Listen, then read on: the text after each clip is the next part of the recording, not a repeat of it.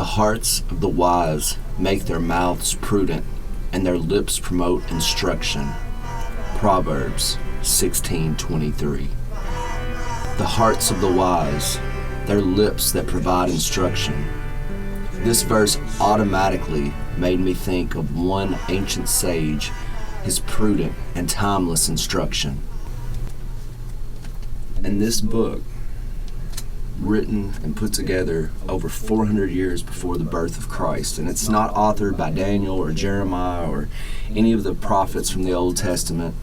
No, this book is the Tao Te Ching by Lao Tzu, an older contemporary of Confucius and a treasury of ancient Chinese wisdom and philosophy.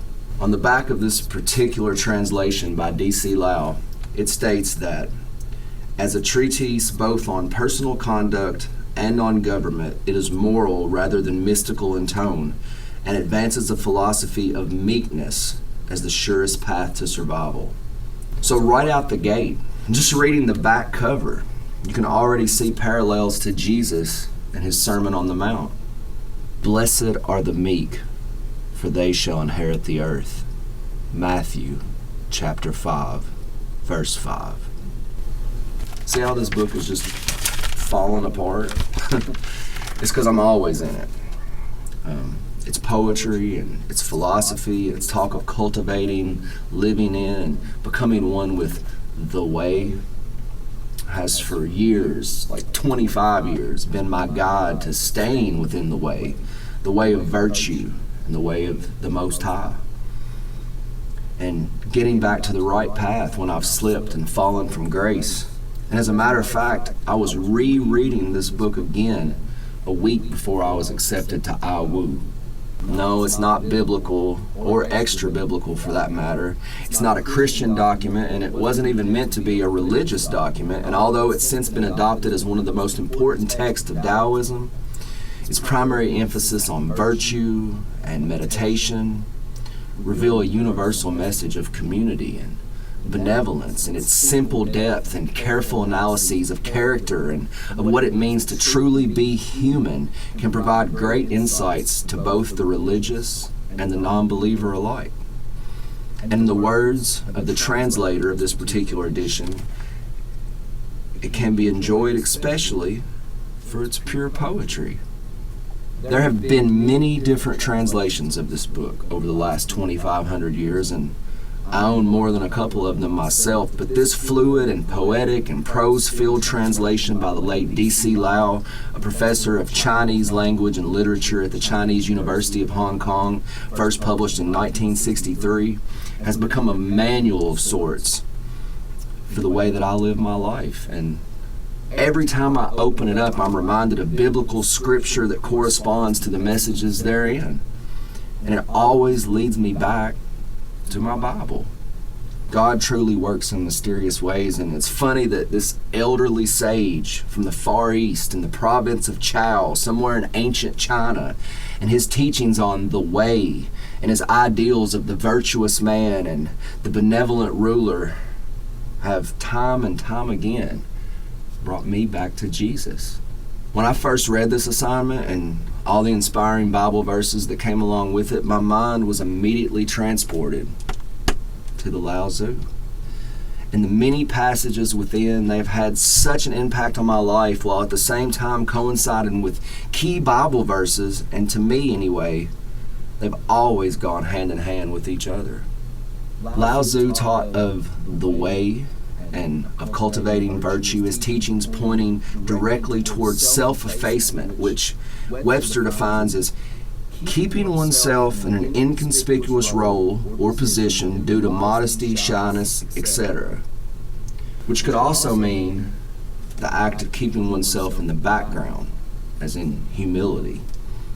All the great religions and the ascended masters that founded them, they all speak of the importance of humility, of selflessness, and of eliminating desires in order to eliminate suffering, which is the goal of all religions and all of mankind's great philosophies. It would be easier for me to review this text line by line and explain how every word and every passage have had significant bearing on my life and how it's changed me, but I've tried to narrow it down to 10 verses, along with some Bible verses that further reinforce their validity and serve to demonstrate, to me anyway, that God is always speaking to us if we just choose to listen. Or as it's illustrated in the Holy Quran, there is not a people, but a warner has gone amongst them. Which to me means that God is always raising up prophets and teachers, sometimes in the most unlikely places, just so that His word and His way can be transmitted to everyone on earth, regardless of their cultural background or their religious one. So I hope that all of y'all enjoy these inspiring words from the Lao Tzu. Thank you. The way that can be spoken of is not the constant way. The name that can be named is not the constant name. Hence, always rid yourself of desires in order to observe its secrets, but always allow yourself to have desires in order to observe its manifestations. Delight thyself also in the Lord, and He shall give thee the desires of thine heart. Psalms chapter 37, verse 4. Highest good is like water, because water excels in benefiting the myriad creatures without contending with them, and settles where none would like to be. It comes close to the way. It is because it does not contend that it is never at fault. But whosoever drinketh of the water that I shall give him shall never thirst, but the water that I shall give him shall be in him a well of water springing up into everlasting life. John chapter 4, verse 14. There may be gold and jade to fill a hall, but there is none who can keep them. Lay not up for yourselves treasures upon earth, where moth and rust doth corrupt, and where thieves break through and steal. But lay up for yourselves treasures in heaven. Matthew chapter 6, verses 19 and 20. A man of the way conforms to the way. A man of virtue conforms to virtue. A man of loss conforms to loss.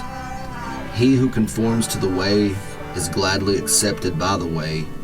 He who conforms to virtue is gladly accepted by virtue. He who conforms to loss is gladly accepted by loss. When there is not enough faith, there is lack of good faith.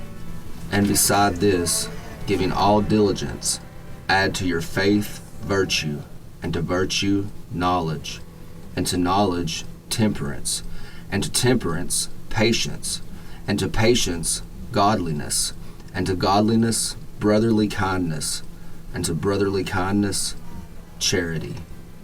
2 Peter chapter 1, verse 5. A creature in its prime doing harm to the old is known as going against the way. That which goes against the way will come to an early end. Rebuke not an elder, but entreat him as a father, and the younger men as brethren. 1 Timothy chapter 5, verse 1. What others teach, I also teach. The violent will not come to a natural end. I shall take this as my precept. Put up again thy sword into his place, for all they that take the sword shall perish with the sword. Matthew chapter 26, verse 52. There is no crime greater than having too many desires. There is no disaster greater than not being content. There is no misfortune greater than being covetous. Hence, in being content, one will always have enough. Let your conversion be without covetousness, and be content with such things as you have, for he hath said, I will never leave thee, nor forsake thee.